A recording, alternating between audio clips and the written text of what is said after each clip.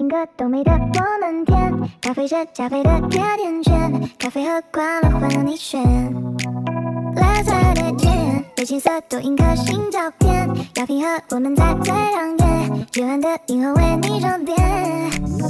我偏偏为你，我就想要写一首歌，赶走寒风雪，想要脸的浪潮，用笔雕刻，誓言能冻结，希望你出生你我的附加世界，永远不哭。Morning guys, so pupunta na kami ni Bree sa Ayala ngayon and imimit namin dun si Denise. So it's 5 in the morning, I'm with Bree. And kasama din namin yun si Love Love pero tulog siya. Makikita niya meron kaming chaperone pero tulog. Hi ka sa camera.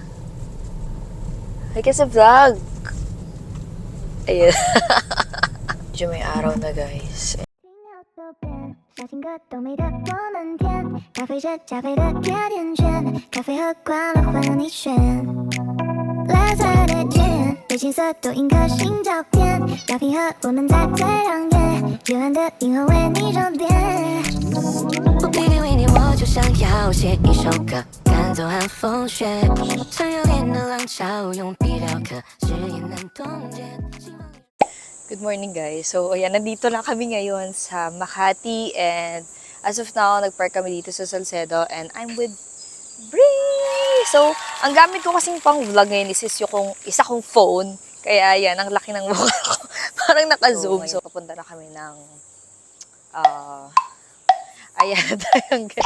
Hindi iniisip, sabaw. So, papunta na kami ngayon ng Ayala Triangle and imimit namin doon si Denise. Actually ngayon, hindi kami magra-run but just to walk or brisk walk. Brisk walk. So, brisk walk. Mag-brisk walk lang kami and hindi kami mag-run ngayon. Pero naka-full outfit ang ate mo. Naka-full outfit kahit hindi naman mag-run. Kasi nga, mali mo, may isipan namin tumakbo. Kasi nga may kasama kami yung bata. Bata.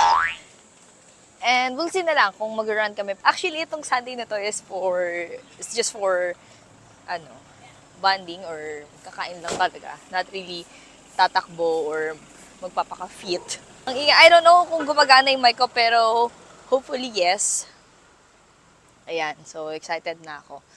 Maglalakad lang kami ngayon kasi masakit ang muscles namin ni Denise kasi nag-gym kami. Ayan, fit for today. Fit check muna, fit check. Ay, fit check guys. Ayan guys. So, gamit ko ang aking Nova Blast 5 na Tokyo kahit hindi naman ako tatakbo. Hi Bree! Hi! Ayan, meron akong chaperone kasi baka dumigawin akong kalokohan. So, fit check natin si Bree. See? Lahat yung outfit niya, kasya pa yan sa akin before, pero girl! Hindi na siya kasya sa akin. So, si Bree na yung tagapagmana. Tagapagmana. Okay, so, gano'n na ba katagal since nag-vlog ako? I think, 5 years ago? Ang OA nung 5 years ago. Ay, hindi. 2025 lang pala. So, last na nag-vlog ako, I think 2018. So, 7 years? Ay, hindi. Nag-vlog ako nung before. Yeah, pandemic. So, 2020. So, 5 years ago nga nag-vlog ako. But, dinilit ko lahat kasi tsaka. Pero ngayon, wala kayong choice kasi ito na yun. This is the moment. This is the moment. Ayan. Tatawid na kami guys. Wait lang, baka mamatay kami.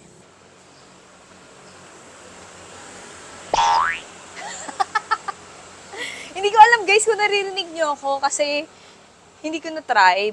But sana naririnig.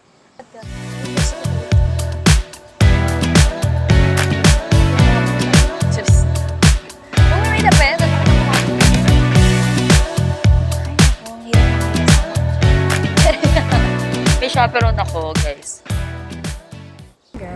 So we're here and on our way to our meeting place. So, tawid tayo kasi dun yung meeting place namin. At, ayan guys. Finally, andito na si Denise. Andito na si Denise kahit kami yung late. Ha, any fitness body ko. Sa lahat yan. Susunod mag-Hyrox kami niyan o kaya triathlon eh. Ay, sa yung oras. Ganda oh. 1 kilometer pa lang daw.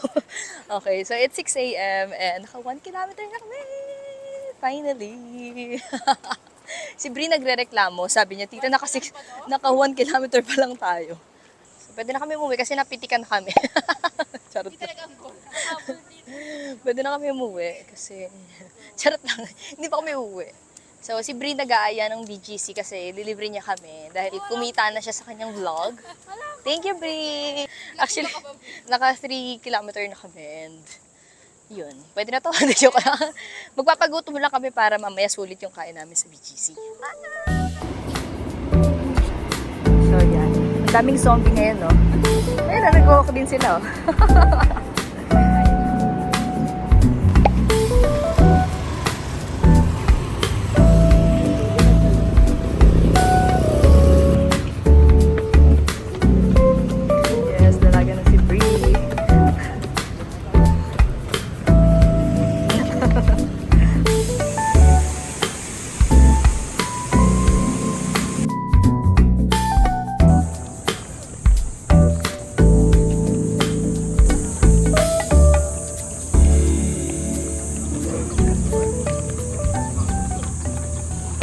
Almost 5 kilometer, may nagre-reklamo na isa. Kaya hindi na namin matatapos.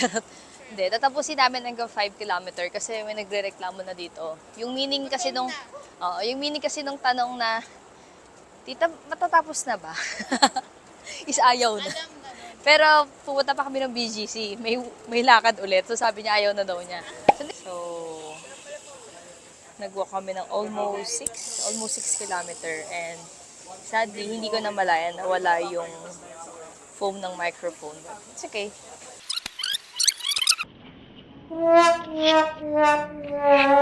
So, yan. Nakalain kami ngayon dito sa water. And then, we'll go to BGC to have some breakfast. So, preferred namin mag-pastry. Pagod na sila. Pagod na, reklamador.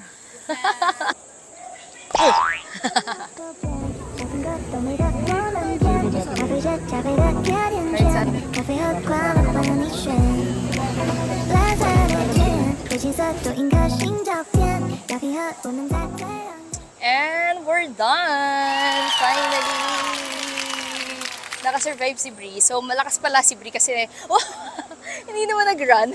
Actually, nag-walk lang kami para lang mag-burn ng fats. Pero, kakain kami sa BGC. So, wala din. So, pupunta na kami ngayon ng Salcedo Market kasi doon nag-park and mag-check kami ng konting makakain lang na mauwi. Like, suman or yung juice na favorite namin doon, yung zero sugar na juice. And then, punta na kami ng BGC kasi 8 pa naman yung open ng cafe. So, pinagpipilian namin kung mag-bake house kami sa Shangri-La or mag-masa madre pastries kami. We'll see. I'll update you guys later.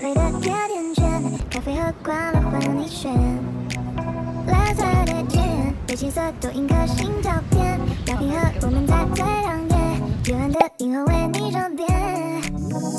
Baby， 为你我就想要写一首歌，弹奏和风雪，穿越连的浪潮，用笔雕刻，指引的冬天。 So, dito kami lagi bumibili ng fruits. And then, doon may mga seafoods. And then, dito kami lagi bumibili ng vegetables. Ito yung mga seafood nila. There. Siyempre, pupuntahan namin yung favorite naming drink. Ito, money kasi.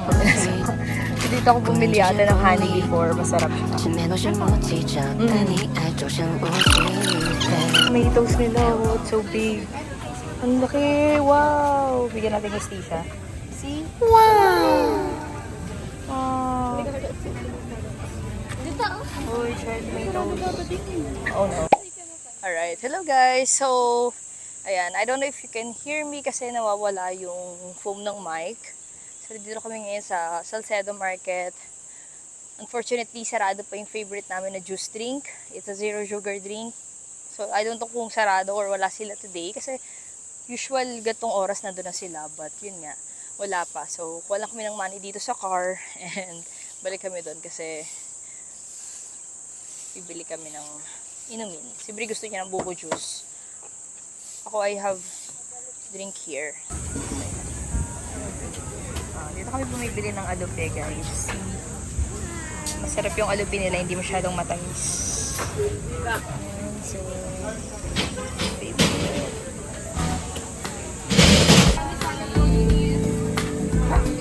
have Thai food here. Wow. So, another suman. Popcorn. Sushi. So, meron din mga kainan here. Delicate kumain sa dine-in. So, we have dine-in here. Bango, sobrang bango, guys. Nakakagutom. So, yan o. Dami nilang food. See? Mga sa lubong area. Street foods. Then, si Bri bibili ng pukus-pukus. Here.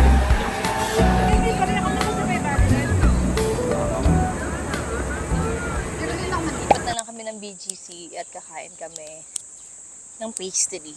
After namin mag-burn ng fats, magdadagdag kami ng carbs and calories.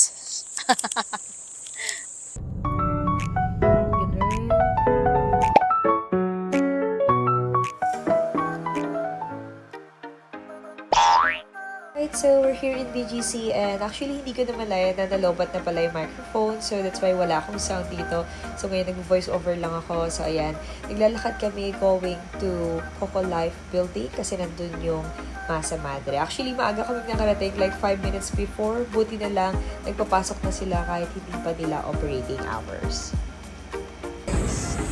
Let's go! Ayan, open na pala.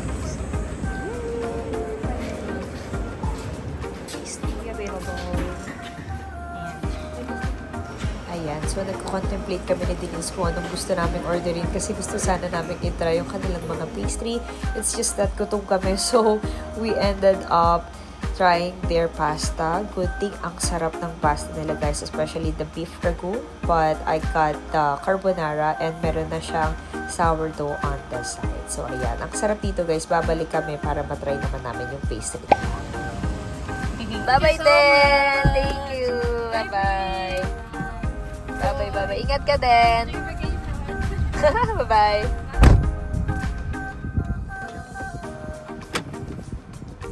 Yan, nababa na namin si Denise dito sa High Street kasi dun siya magbubook ng kanyang ride going home. Kami naman ni Bri pauwi na rin and we are 30 minutes away from BGC.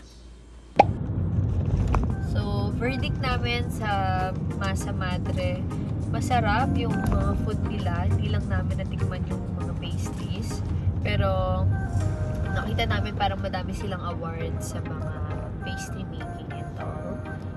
So, try namin maybe next time. Pero, at least na-check na siya sa isa sa mga bucket list naming cafe dito sa BGC. Kung meron kayong ma-recommend na pastry or cafe, restaurant na around BGC area or Makati, wag QC kasi QC is too far. So yun, comment nyo lang dyan below kasi iniisa-isa namin yan. So halos lahat kasi ng Thai restaurant dito sa BGC and Makati nakainan ko na. Not really all, most of it, but yun nga, na-try ko na. So kapag may mga friends ako na gusto mag-try ng mga Thai restaurant, sa akin sila nagtatanong kung masarap ba dito or okay ba dito or mahal ba dito, something like that. I'll see you guys on my next vlog. Please do follow, like, and share. So, pwede rin kayo mag-comment kung meron kayong mga suggestion na gusto nyong gawin or puntahan namin. And then, we'll see. Yun guys, thank you and bye for now.